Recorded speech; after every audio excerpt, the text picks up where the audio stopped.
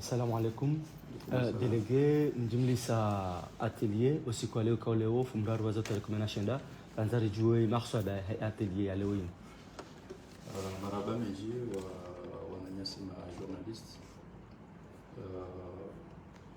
Afrika hamena mna wazamba deori mparanivan ili rijeri mweneseni ukayari wa konsi au shiwanda shausumsomo ukaunga boma para jurist msomo huo uja utie mvu ezimbwana bukaunga rizwanao nizo na dezimbwana bukao za kusue zitendo za kifujari bukaunga zifanywa wanatiti kamdu mshere kamdu mme zitendo zona zichirio nana ondozade bukao ngwahundao tretma bukao kazi subiki ngizo kinyume ni sharia shinzi. Donc, abongeye swaleo urigundu msanga ba Croix Rouge française nane Croissant Rouge comorien ili ri onese risomese izi taratibu za kimahakama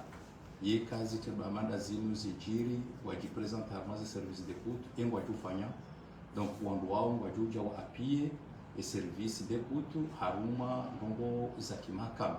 au niveau des procédures au niveau des taratibu ya namna dossier jo mwantewa ukangari juao kana za kimahakama zinongo sensible yumkinishi wandu wate dossier wandu na bokaya balanga bo vice de forme balanga bo vice de fond jona jao zinongo hizo tusomkinishi donc abunge wandu wa gajua hungu msumo unu harumansi unsana kwa miezi ngwabenza na tusika waonesiwa namna kazi jiri hamada zinu ekawa suluma kama ingwa tufanyaje namna dossier ijofanywa ngejofanywaje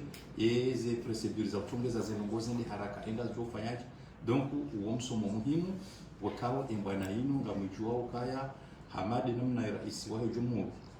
al-Imam al-Ghazali yaonesa kazi nongozi ngedurwa nenizo ezitendo hamada zinu zisifanyishie ika haki sisi wangu wazi haki za kibinadamu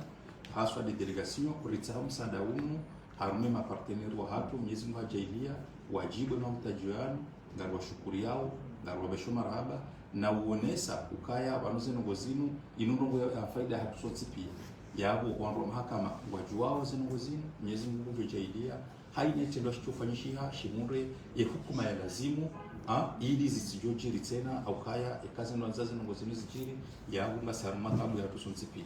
abunge omunasaba wa mkotsi unu omunasaba wa msomo unu wanwa jo munda imanfa ikamyezi ngwabenze ili wandoa ile ukaya banabaha zenongozi tulajitihadi zitilwa mvu bahata ngabo wangu wakao wasomesiwa namna ya unjia harumandogo za kimahakama ili koni mndu ukoshe tundashinu shinjiria ya mure haki haki abunge amjorenge batinu ni fereshe serikali aswa de mwa daula nurdini mweni senukaya gasina muda banu rangu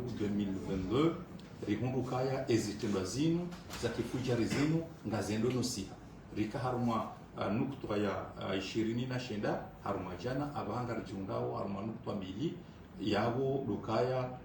jitihadi ngilazimu rienjeze indemani ya bukao emia dinu irenga haruma community international irenga haruma komoro kaya ngarjowana neze nogozinu indemani ya msomo unafanyisha unundo heritage. Bien sûr, nous devons faire haruma ezisiwa ramali ranzuani haruma zinsiuzicha. Assalamu alaikum.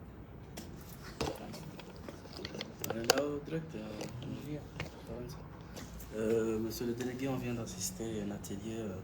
financé par l'Union européenne pour divers secteurs, que ce soit Croix-Rouge français et Croix-Rouge comorien. Déjà, on aimerait savoir l'objectif de cet atelier. Merci beaucoup de votre arrivée ici au Héritage, à cet atelier, certainement. Ça rentre dans le cadre de renforcement des capacités de nos services d'écoute. Il va, bien sûr, le bénéfice de cette formation il va nous permettre de recruter des parajuristes pour appuyer les services d'écoute, surtout en termes de procédures judiciaires et juridiques. Donc, nous avons eu le soutien financier de la Croix-Rouge française et de Croix-Rouge comorien pour appuyer la délégation générale aux droits de l'homme pour cette formation qui va durer au moins 5 jours. Aujourd'hui, nous avons lancé cette formation. C'est une initiative qui consiste à renforcer les capacités des services d'écoute et pour faciliter les procédures judiciaires et juridiques. Donc, comme vous le connaissez très bien, ce combat, c'est un combat national, c'est un combat pour nous tous, pour lutter contre les agressions sexuelles pour mineurs et pour les femmes qui ne cessent de subir des atrocités indignes. Donc j'en profite pour vous rendre hommage au gouvernement, bien sûr, et tous les acteurs qui interviennent dans ce processus, parce que nous avons constaté que depuis 2012, nous avons eu une chute vertigineuse des cas des agressions, à passer de 29% en 2012, aujourd'hui nous sommes à 2,3% des cas. Donc c'est un encouragement, c'est une motivation suprême pour que nous continuions ce combat jusqu'à arriver au 0 cas, comme ça a été prôné par le président de la République. Certainement, je tiens à cette occasion pour rendre hommage à notre ancien ministre, Djaya Mada Chafi, qui n'a ménagé aucun effort pour que nous continuions ces efforts. Certainement, à l'arrivée du nouveau ministre, il s'est souscrit pour que le combat continue, pour que nous continuions à lutter contre ça. Avant de finir mon intervention, certainement il m'est agréable de remercier à nos partenaires, notamment l'Union européenne qui est parmi les bailleurs, la Croix-Rouge comorienne et la Croix-Rouge française, que nous continuons et nous plaidons pour que ce combat continue et l'appui pour que nous continuions à faire redresser ces états qui est insupportable et qui est indigne de notre coutume et au niveau de la communauté internationale. Donc, je vous remercie. Merci beaucoup.